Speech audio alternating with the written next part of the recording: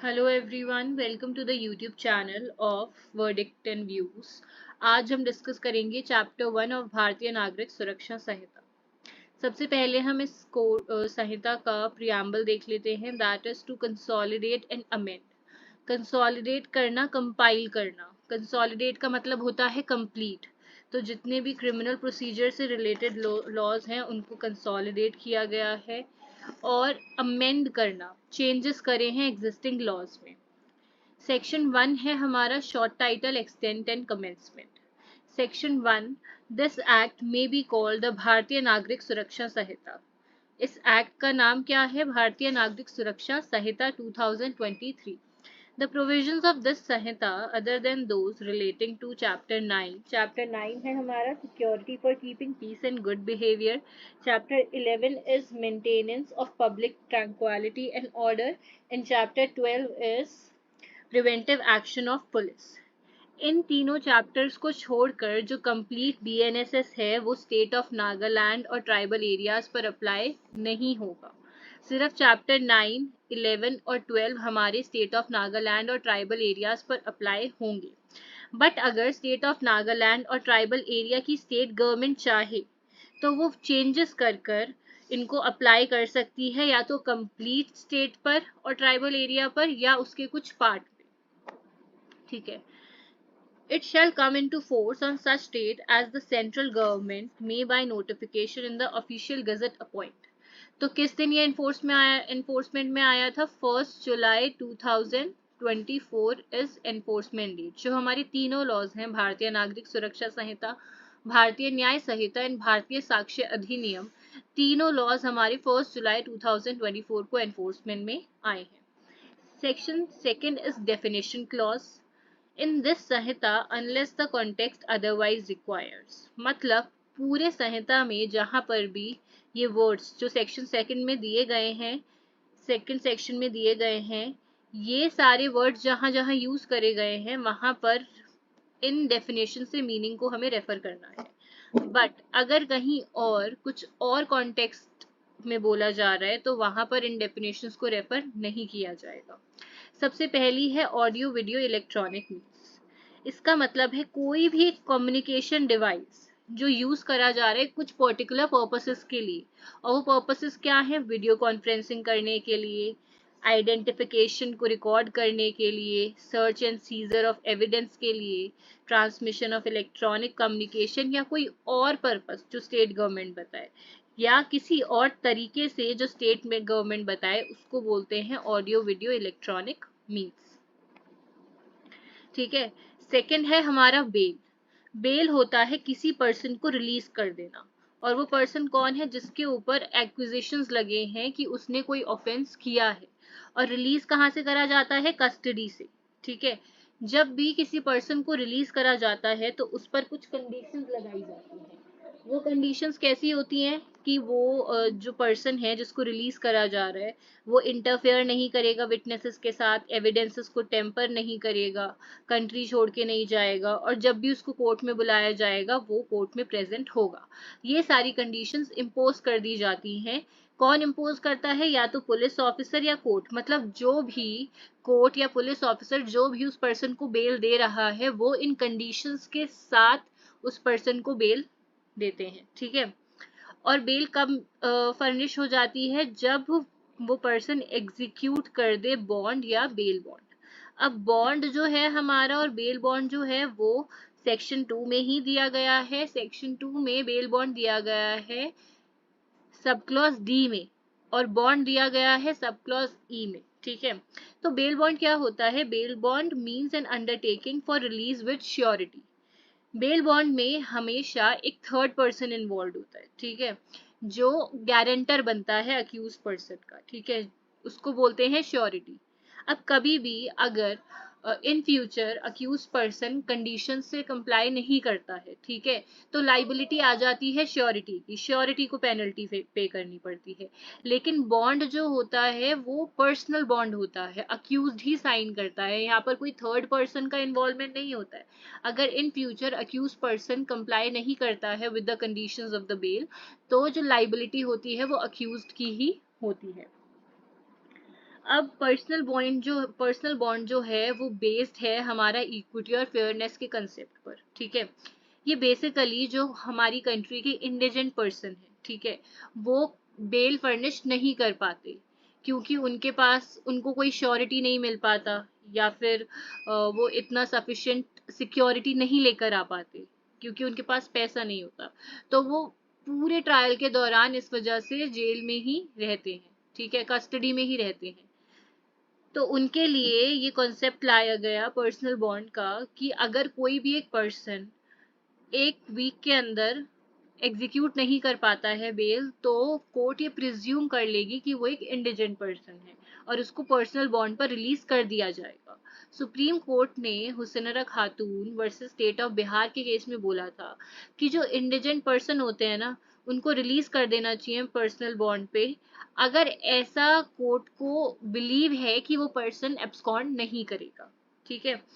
तो हमेशा जब बेल किसी पर्सन को मिलती है तो या तो उससे बॉन्ड एग्जीक्यूट करवाया जाता है या बेल बॉन्ड करवाया जाता है एग्जीक्यूट। उस पर कुछ कंडीशंस इम्पोज करी जाती हैं कि उसको उन कंडीशन से कंप्लाई करना पड़ता है, ठीक है। तो नेक्स्ट है हमारा सी है bailable offence. Bailable offense means an offense which is shown as bailable in the first schedule or which is made bailable by any other law for the time being in force, and non-bailable means any other law. Bailable offense और non-bailable offense का classification हमारा Schedule 1 में दिया गया है। Schedule 1 में classification of offences है। इसमें 6 कॉलम है, सेक्शंस हैं। फर्स्ट कॉलम में, सेकंड में ऑफेंस है, थर्ड में पनिशमेंट है, फोर्थ में कॉग्निजेबल एंड नॉन कॉग्निजेबल है, फिफ्थ में बेलेबल एंड नॉन बेलेबल है, एंड सिक्स में बाय व्हाट कोर्ट ट्राइबल, मतलब कौन सा कोर्ट इस ऑफेंस को ट्राई करेगा, किसी एक पर्टिकुलर ऑफेंस को कौन सा कोर्ट ट्राई करेगा, ये 6 कॉलम में दिया गया है। तो जो फिफ्थ कॉलम है ना हमारा बेलेबल और नॉन बेलेबल ऑफेंस, इसमें क्लासिफिकेशन किया गया है कि कौन सा ऑफेंस बेलेबल है जिसमें पर्सन का राइट है बेल, ठीक है, और कौन सा ऑफेंस नॉन बेलेबल है जिसमें कोर्ट की डिस्क्रिशन है कि वो बेल दे या ना दे, ठीक है। तो ये क्लासिफिकेशन हमारा Schedule 1 में दिया है। नेक्स्ट है charge. Charge includes any head of charge when the charge contains more heads than one. मतलब किसी एक पर्टिकुलर पर्सन पर कुछ मल्टीपल ऑफेंसेस के एलिगेशंस लगे हैं, ठीक है, तो वो सारे एलिगेशंस एक पर्टिकुलर चार्ज के अंडर आएंगे। G is cognizable offense means an offense for which, and cognizable case means a case in which a police officer may, in accordance with the first schedule or under any other law for the time being in force, arrest without warrant. Cognizable offence थोड़े serious nature के offences होते हैं जिसमें police बिना warrant arrest कर सकता है, ठीक है। और ये इनका क्लासिफिकेशन भी हमारा फर्स्ट शेड्यूल में ही दिया गया है, फोर्थ कॉलम में, ठीक है। यहाँ पर बताया गया है कि कौन सा पर्टिकुलर ऑफेंस कॉग्निजेबल है और कौन सा नॉन कॉग्निजेबल है। कॉग्निजेबल केस वो ऑफेंस वो होता है जिसमें पुलिस ऑफिसर अरेस्ट कर सकता है विदाउट वारंट, और नॉन कॉग्निजेबल में पुलिस ऑफिसर को कोर्ट के वारंट की रिक्वायरमेंट होती है। अब जो H है हमारा कंप्लेंट। कंप्लेंट क्या होता है? कोई भी एक एलिगेशन या तो ओरली दिया गया हो या राइटिंग में दिया गया हो, किसको? मजिस्ट्रेट को। और क्यों दिया जाता है? ताकि मजिस्ट्रेट एक्शन ले सके किस पर? उस पर्सन पर, चाहे वो नोन हो या अननोन हो जिसने ऑफेंस कमिट किया है। बट इसमें कभी भी पुलिस रिपोर्ट नहीं आती, कंप्लेन में कभी भी पुलिस रिपोर्ट नहीं आती। तो कंप्लेन क्या है? एक पर्सन एलिगेशंस लगा रहा है किसी और पर्सन पर कि उसने कोई ऑफेंस किया है, तो वो ओरली भी कंप्लेंट दे सकता है और इन राइटिंग भी कंप्लेंट दे सकता है, और कंप्लेंट हमेशा मजिस्ट्रेट को दी जाती है। Explanation है a report made by a police officer in a case which discloses after investigation the commission of a non-cognizable offence shall be deemed to be a complaint, and the police officer by whom such report is made shall be deemed to be a complainant. अब देखो क्या हुआ, police officer के पास FIR आई, police officer ने FIR दर्ज कर ली, ठीक है। अब इन्वेस्टिगेशन स्टार्ट हुई। इन्वेस्टिगेशन के बाद पुलिस ऑफिसर को पता लगा कि ये एक नॉन कॉग्निजेबल ऑफेंस है। अब नॉन कॉग्निजेबल ऑफेंस पे पुलिस एफआईआर रजिस्टर नहीं कर सकते, तो यहाँ पर जो उनकी रिपोर्ट है ना, पुलिस ऑफिसर की जो रिपोर्ट है उसको कंप्लेंट मान लिया जाएगा, और जो पुलिस ऑफिसर है जिसने रिपोर्ट सबमिट करी है उनको कंप्लेनेंट मान लिया जाएगा।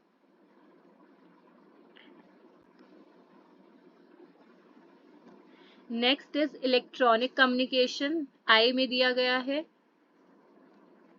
Means the communication of any written, verbal, pictorial information or video content transmitted or transferred. Electronic communication basically हमारा होता है कि कोई भी कम्युनिकेशन जो रिटर्न में करी जा रही है, वर्बल करी जा रही है, पिक्टोरियल इंफॉर्मेशन के थ्रू करी जा रही है, या फिर वीडियो कंटेंट के थ्रू करी जा रही है, और उसको ट्रांसमिट करा जा रहा है या ट्रांसफर करा जा रहा है एक पर्सन से दूसरे पर्सन को, या एक डिवाइस से दूसरे डिवाइस को, ठीक है। किसके थ्रू? किसी भी एक इलेक्ट्रॉनिक डिवाइस के थ्रू, तो इसको बोलते हैं इलेक्ट्रॉनिक कम्युनिकेशन। हाई कोर्ट में हमारा हर स्टेट का हाई कोर्ट आता है, यूनियन टेरिटरीज का हाई कोर्ट आता है। अब inquiry, inquiry is important. Inquiry means every inquiry other than trial conducted under this Sanhita by magistrate और कोर्ट। हर एक इंक्वायरी ट्रायल के अलावा जो है हमारी इंक्वायरी बोली जाएगी, या फिर हर एक प्रोसीडिंग बोल सकते हैं, हर एक प्रोसीडिंग एक्सेप्ट ट्रायल के अलावा, ठीक है, जो एक मजिस्ट्रेट या कोर्ट कर रहे हैं, तो वो हमारी इंक्वायरी होगी। अब इन्वेस्टिगेशन भी एक प्रोसीडिंग है, लेकिन इन्वेस्टिगेशन कभी भी मजिस्ट्रेट या कोर्ट नहीं करते, वो पुलिस ऑफिसर करते हैं। और यहाँ पर स्पेसिफिकली हमें बोला गया है कि कोई भी प्रोसीडिंग जो मजिस्ट्रेट या कोर्ट कर रहे हैं ट्रायल के अलावा, वो सारी प्रोसीडिंग्स इंक्वायरी है, ठीक है। Next is investigation. इन्वेस्टिगेशन हमारा 2L में दिया गया है। Includes all the proceedings under this Sanhita for the collection of evidence conducted by a police officer or by any person other than magistrate who is authorized by magistrate in this behalf. सबसे पहली चीज, investigation कभी भी magistrate नहीं कर सकते, ठीक है।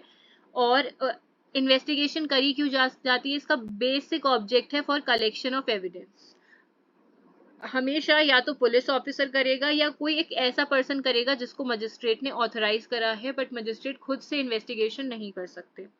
Where any of the provisions of a special act are inconsistent with the provision of this Samhita, the provisions of special act shall prevail.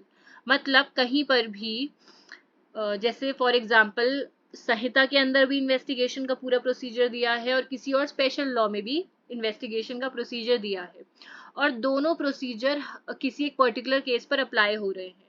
तो अब यहाँ पर अगर दोनों के बीच में कन्फ्लिक्ट आता है, स्पेशल लॉ और भारतीय नागरिक सुरक्षा संहिता के बीच में कन्फ्लिक्ट आता है, तो स्पेशल लॉ प्रिवेल करेगा। Next is judicial proceeding. Judicial proceeding में बस इतना याद रखो, एविडेंस टेकन ऑन ओथ, ठीक है। Then we have local jurisdiction. Local jurisdiction मतलब किसी भी एक मजिस्ट्रेट या कोर्ट के पास किसी एक पर्टिकुलर लोकल एरिया में पावर है अपनी कुछ या सारी पावर्स को यूज करने का, वो उस मजिस्ट्रेट और कोर्ट की लोकल जुरिस्डिक्शन है। Non cognizable offence means an offense for which a police officer has no authority to arrest without warrant. पहले तो हमने देखा कि ये फर्स्ट शेड्यूल में गिवन है इनका क्लासिफिकेशन कॉग्निजेबल और नॉन कॉग्निजेबल का। दूसरा कि कॉग्निजेबल ऑफेंस के केस में police officer can arrest without warrant, but in non cognizable offence police officer can not arrest without warrant. P में नोटिफिकेशन है, क्यू इज ऑफेंस। ऑफेंस है कोई भी एक एक्ट या ओमिशन। ओमिशन होता है कि कोई ड्यूटी थी हमारी करने की बट हमने नहीं करा। ऐसे एक केस मैं आपको बताती हूँ, Om Prakash versus state of Punjab. यहाँ पर जो पर्सन है अक्यूज, वो अपनी वाइफ को 14 या 15 डेज तक स्टार्व करवाता है, ठीक है, और स्लो पॉइजन उसको देता है। तो यहाँ पर उसकी जो ड्यूटी थी ना अपनी वाइफ को फूड प्रोवाइड करने की, इससे उसने ओमिट किया है। तो हम ऑफेंस कर सकते हैं या तो कोई एक्ट करके या अपनी ड्यूटी को ना करके, ठीक है, और वो पनिशेबल हो किसी भी लॉ में वो हमारा ऑफेंस कहलाएगा। Includes any act in respect of which complaint may be made under section 20 of Cattle Trespass Act। और Cattle Trespass Act के सेक्शन 20 में भी अगर कोई कंप्लेंट आती है तो वो भी ऑफेंस है। Next is two R officer in charge of police station.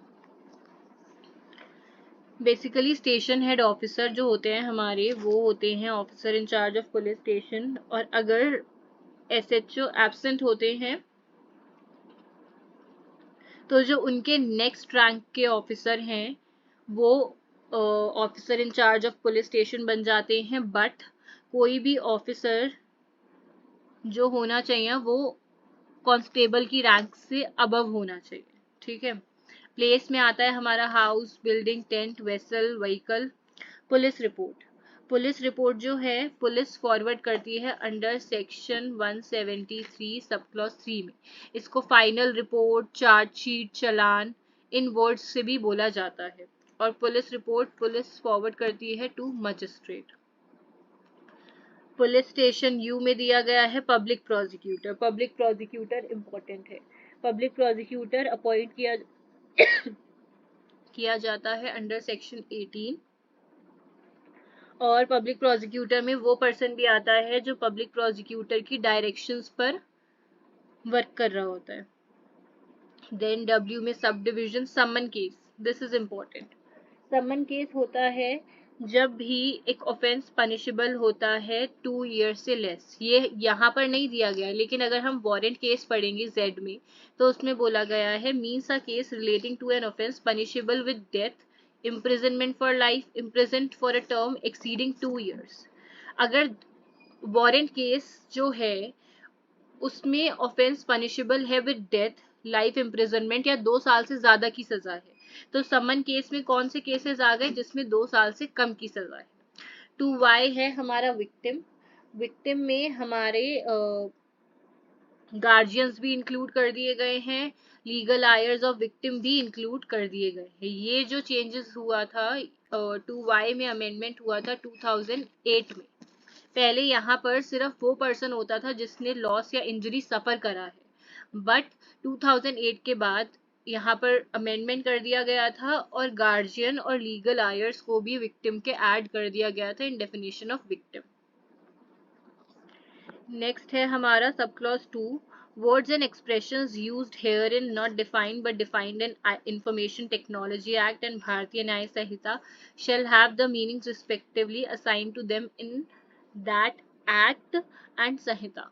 तो जो भी वर्ड्स भारतीय नागरिक सुरक्षा संहिता में यूज करे गए हैं बट डिफाइन नहीं है यहाँ पर, और अगर वो वर्ड्स डिफाइन है आईटी एक्ट में और भारतीय नागरिक सुरक्षा भारतीय न्याय संहिता में, दैट इज आईपीसी, पहले आईपीसी था, इनमें अगर डिफाइन है तो इनकी डेफिनेशंस हम वहां से रेफर करेंगे। ठीक है। Next we have section 3।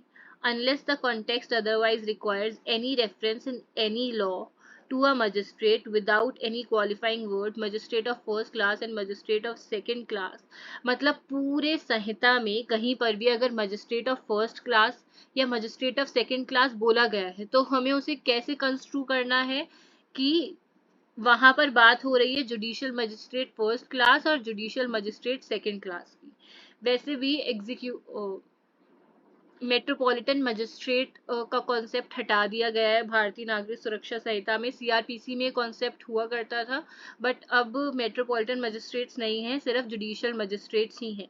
तो पूरे संहिता में कहीं पर भी अगर मजिस्ट्रेट ऑफ फर्स्ट क्लास और magistrate of second class refer किया जा रहा है तो वहां पर बात हो रही है judicial magistrate first class and judicial magistrate second class की।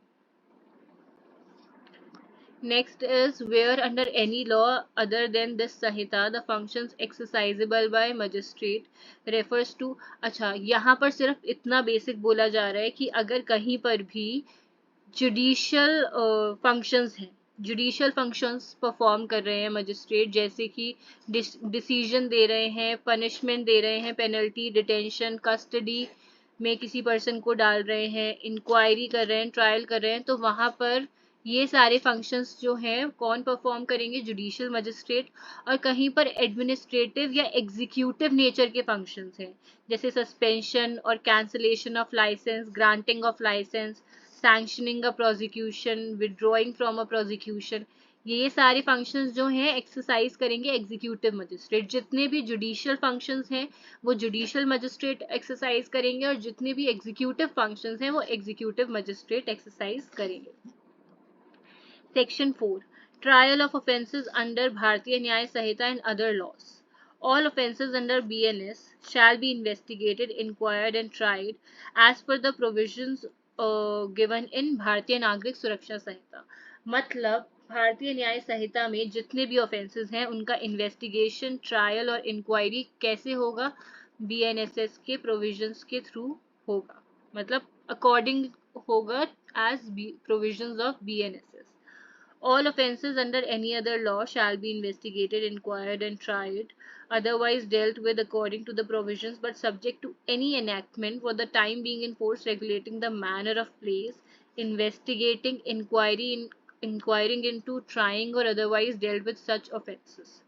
यहाँ पर बोला जा रहा है कि फॉर एग्जाम्पल एक स्पेशल लॉ में भी कुछ इन्वेस्टिगेशन, इंक्वायरी और ट्रायल का प्रोसीजर दिया है, और भारतीय नागरिक सुरक्षा संहिता में भी दिया है।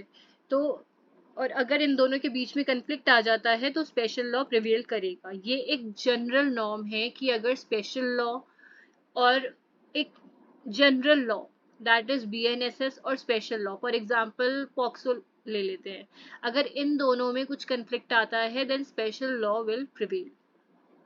सेक्शन 5 में भी कुछ ऐसा ही कॉन्सेप्ट है। Nothing contained in this Sanhita shall in the absence of specific provisions to the contrary affect any special और local law for the time being in force. मतलब general law that is BNSS will not affect any provision of special or local law. Thank you.